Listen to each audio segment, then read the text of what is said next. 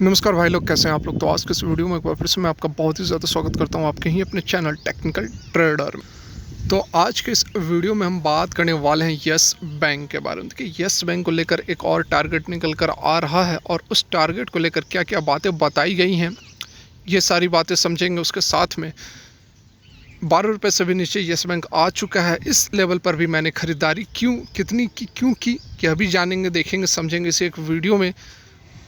छोटी वीडियो रहेगी लेकिन कॉम्पैक्ट जानकारी देने की कोशिश आप लोगों को करूंगा। तो रिक्वेस्ट एक ही रहेगी कि यदि ये वीडियो अच्छी लगी तो लाइक ज़रूर करें। लेटेस्ट जेन्युइन इन्फॉर्मेशन पाने के लिए चैनल को भी सब्सक्राइब कर रहा है। कोई भी इन्वेस्टमेंट करने से पहले अपने फाइनेंशियल एडवाइजर और खुद के एनालिसिस भी कर ले, क्योंकि ये वीडियो एजुकेशन पर्पज़ के लिए बनाई गई है। तो चलिए वीडियो को आगे बढ़ाते हैं। तो यहाँ पर आप देख सकते हैं यस बैंक के चार्ट पर आ गए हैं। वन डे की कैंडल लगी हुई है, 11.90 रुपये पर यह आ चुकी है। 5 पैसे और गिरावट हमें देखने को मिल रही है। अब देखिए, ये 12 रुपये पर सस्टेन कर रहा है, 12 रुपये पर स्ट्रगल कर रहा है कि इस लेवल को यह ना तोड़े और यहाँ से एक मूवमेंट देखने को मिल जाए। अब इसे तोड़ेगी नहीं तोड़ेगी ये तो बात की बात है, लेकिन जो प्रोबेबिलिटी बनी हुई है उससे तो हमें यही लगता है कि ये जो 12 रुपये के लेवल से नीचे नहीं जानी चाहिए। 12 रुपये पर बहुत ही सॉलिड यहाँ पर सपोर्ट मिल रही है, और सपोर्ट इसलिए मिल रही है क्योंकि 12 रुपये पर ये जो है एफपीओ का प्राइस है। एफपीओ का प्राइस है, बैंकों ने लिया हुआ है, सारा कुछ 12 रुपये पर ही इसका कहानी शुरू हुआ है। तो इसलिए उम्मीद है कि 12 रुपये से नीचे यह नहीं जानी चाहिए और यहाँ से एक ऊपर की ओर टर्न अराउंड जरूर हमें देखने को मिलनी चाहिए। देखिए, जो खबर निकल कर आ रही है उस पर चलते हैं, फिर और कुछ बातों को समझेंगे। तो यहाँ पर आप देख सकते हैं बिल्कुल लेटेस्ट अपडेट निकल कर आ रही है बिजनेस स्टैंडर्ड के ऊपर। एनालिस्ट एमके ग्लोबल, नाम तो आप जानते ही होंगे, एमके ग्लोबल, इनका जो कहना है, इनका जो एक्सपेक्टेशन है, वो कह रहे हैं कि जो बैंक का आरओए है, आरओए का जो ट्रेजेक्ट्री है वह सब पार, मतलब कि जितना होना चाहिए उससे नीचे रहने वाली है 2023 और 24 की, ये मतलब एक्सपेक्टेड ये बताया जा रहा है। अभी हम चल रहे हैं 2021 में, तो हमारा फाइनेंशियल ईयर जो है वह 1 अप्रैल से शुरू हो चुका है।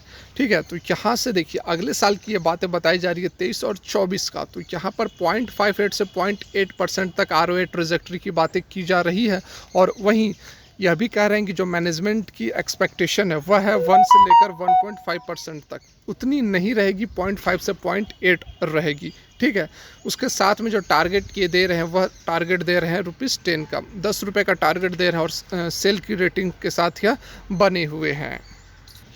और दलील क्या दे रहे हैं, उनकी दलील है कि यहाँ पर जो एसेट क्वालिटी है उसको लेकर चिंता है, रिटर्न रेशियो है उसको भी लेकर चिंता है, उसके साथ में अनफेवरेबल रिस्क रिवार्ड रेशियो है, मतलब कि रिस्क ज़्यादा है, रिटर्न कम है।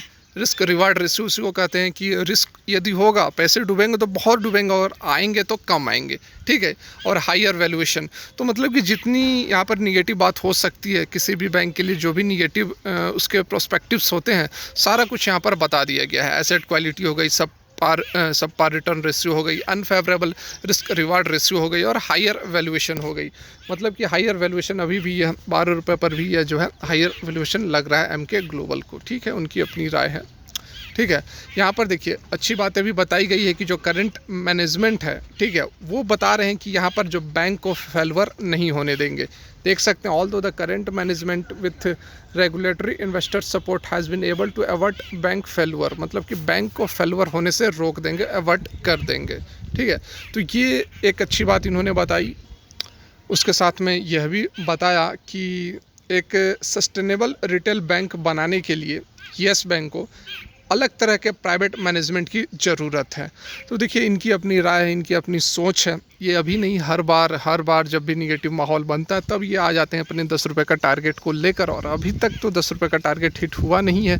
और मुझे जहाँ तक लगता है, मेरा जो पर्सनल ओपिनियन है, 10 रुपये का टारगेट जाएगा भी नहीं। हायर वैल्यूएशन, हाँ कुछ इनकी बातें सही है, जैसे कि इन्होंने कहा है एसेट क्वालिटी को लेकर, हाँ एसेट क्वालिटी को लेकर चिंता जरूर जताई जा रही है, वो सभी जान रहे हैं। एनपीए को लेकर चिंता है, एनपीए अभी भी जो Q1 के रिजल्ट्स हैं उसमें 217 करोड़ का प्रॉफिट जरूर दर्ज किया गया है, लेकिन एनपीए और ग्रॉस एनपीए में बहुत कुछ बदलाव हमें देखने को नहीं मिल रही है।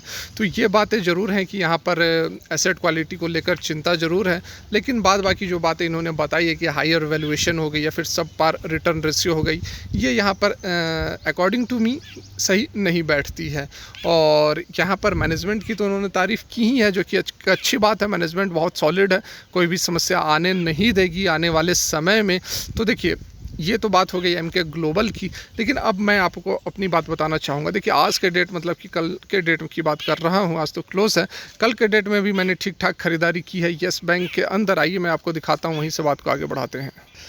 तो यहाँ पर आप देख सकते हैं कल के डेट में मैंने जो ख़रीदारी की हुई है आप सभी के सामने। यहाँ देखिए, ये जो डाटा आप देख रहे हैं, हट जाओ, ये देखिए आप एवरेज प्राइस देख सकते हैं 11 रुपये 97 पैसे पर। ठीक है, 11 रुपये 97 पैसे पर मैंने ख़रीदारी की है। और ये जो मेरी ख़रीदारी है, क्वांटिटी मैं बहुत बड़ी नहीं उठाता, क्योंकि ऑलरेडी मैं आप लोगों को बता चुका हूँ कि मैंने ऐसे जो होते हैं, जो रिस्की स्टॉक्स होते हैं, क्योंकि 1 साल पहले मैंने बाई किया हुआ है, तो उस समय तो रिस्क था ही येस बैंक में। तो उस समय मैंने बहुत बड़ी क्वांटिटी नहीं ली थी, 7 से 8% अपने पोर्टफोलियो का इन्वेस्ट किया हुआ था। तो अभी मेरा जो एवरेज प्राइस है वह 16-17 रुपये के आसपास का है। ये भी मैं आप लोगों को बता देता हूँ, 16-17 रुपये के आसपास मैंने इसमें ख़रीदारी की थी। तो अभी ये 12 रुपये से भी जब नीचे आ गया है, तो मैं इसको एक अपॉर्चुनिटी की तरह यूज़ कर रहा हूँ। मैं जब भी यह इसमें करेक्शन आती है, मैं थोड़ी थोड़ी क्वांटिटी उठाता हूँ और अपने प्राइस को एवरेज करने की कोशिश करता हूँ। यहाँ पर देखिए, ये जो प्राइस है 12 रुपये या फिर इससे नीचे जो भी प्राइस चल रहा है, यहाँ पर खोने के लिए कुछ नहीं है। ये बात तो बहुत हद तक मुझे लगता है कि बहुत हद तक यहाँ पर आपको खोने के लिए कुछ नहीं है। तो यहाँ पर जो भी हम बाइंग करेंगे, जो भी हमें इस लेवल पर माल उठाते हैं, आने वाले महीने 2 महीने के अंदर हमें 30-40-50% तक का रिटर्न आराम से यह देने वाली है। और हालांकि हम पहले ही इसमें इन्वेस्ट किए हुए हैं ऊपर के लेवल्स पर, तो इस कारण से नीचे के लेवल्स पर मौका मिल रहा है, तो यहाँ पर माल उठाने में कोई समस्या नहीं है। ये अपनी पर्सनल ओपिनियन है, आपको क्या करना है। आप जो खबरें होती हैं, जो भी मार्केट में चलती है, वो मैं आप लोग को बता देता हूँ, उसके अकॉर्डिंग आप लोग को अपना डिसीजन लेना है। तो मेरी तरफ से राय यही रहेगी, पर्सनल व्यू। यदि आप जानना चाहोगे तो यही कहूँगा कि अच्छी अपॉर्चुनिटी, अच्छा मौका है। बस गिरावट, अब गिरावट क्यों हो रही है, तो गिरावट होने का केवल एक और एक ही कारण है, वह है पैनिक फैलाने का, र्यूमर फैलाने का, डर का माहौल बनाने का, रिटेल इन्वेस्टर से माल निकलवाने का। बस एक ही है इसका, और कोई बहुत बड़ा इसमें लॉजिक, बहुत बड़ी रीजनिंग नहीं है। कोई बहुत बड़ा करोड़ों करोड़ों रुपया कोई येस बैंक का लेकर नहीं भाग गया है कि लगातार यहाँ पर गिरावट होते हुए जा रही है। जो भागा था वो भागा था, अब भागा नहीं है, अब जो भागे हैं वो आ रहे हैं वापस। ठीक है, तो इस कारण से आपको जो आपकी थिंकिंग है, जो सोचना है, आपको एग्जिट करना है, इस बैंक से एग्जिट कर लो। मेरी थिंकिंग, मेरी रीजनिंग हमेशा से येस बैंक के साथ में, और हमेशा से येस बैंक के साथ में, तो यह भी मैं नहीं सोचता हूँ कि हम मेरे को बिलियनियर मिलियनियर बना देगा। येस बैंक के साथ जितना मेरे को रिस्क है, उसके अकॉर्डिंग मैं इसमें इन्वेस्ट करता हूँ।